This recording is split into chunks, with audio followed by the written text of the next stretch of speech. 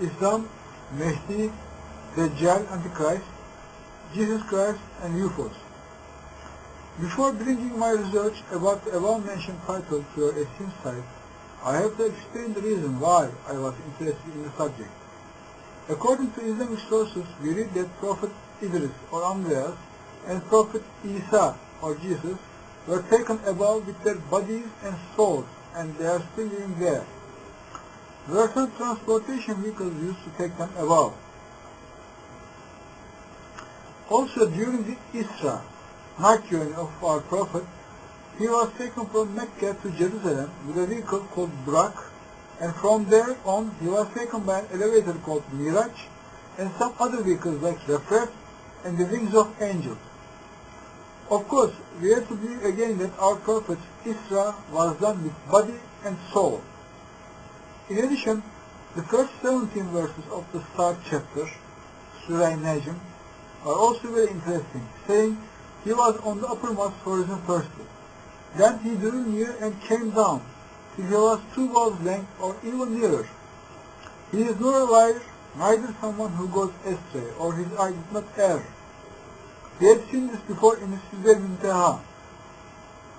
The Quran scientist explains him as Archangel Gabriel, or Jibril,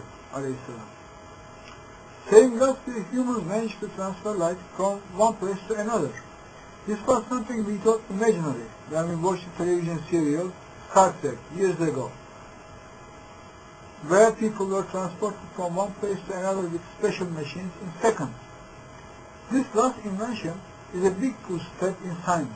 Why? It is not even a drop of an ocean compared with God's science. Therefore, Allah Almighty might have used such a way to take Jesus or Idris. Here we can end our subject about UFOs. According to Islam, the creation is divided into 3. The first are angels, whose duty is just submission to God, and they always do whatever is ordered to them. Second comes jinn, who are created for being examined of their fate, just like us humans. Last comes earthly creatures like humans, animals, herbs, etc. In other words, in Islam we do not believe in great creatures with 3 fingers, carrying an egg-like head on their tiny bodies, making crop circles and crashing their echoes all the time. These are only the characters of Western Spielberg films. Yes, including me, many people have seen some strange lights in the air, but they are all explained by scientists. So let's never and ever run after hope exploiters explaining the realities of UFOs. Shall we be able to recognize Jesus and Mahdi? As much as I know, only some people with very strong faith will be able to recognize Jesus. Even Mahdi will not know that he is Mahdi till the last night. He is informed by Allah. If the names like Dajjal and Mahdi only describe some conceptions of our day, then what would be the signs of it emerging to us? I would say that Dajjal is capitalism, which cares only for this world. And to understand the existence of Mahdi, we are given 2 clues: justice and wealth in the world. If we take wealth firstly, we see that the ultra-high science and technology of our day have caused big improvements in agriculture, industry, medicine, and civil engineering, and reminds us the words of Prophet Muhammad, saying, Mahdi will come by scattering richness everywhere. I understand from the conception of justice that every material will be distributed equally among people, and problems between humans also will be solved in a just way. I think that wealth and richness will be so much that everybody will begin to pray to God to save his real life after death.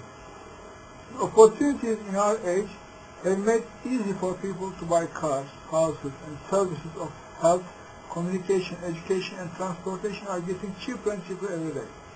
Every year, 30,000 people in the United States only turn to Islam, and Rumi, the Islamic Sufis, poems sell more than Shakespeare.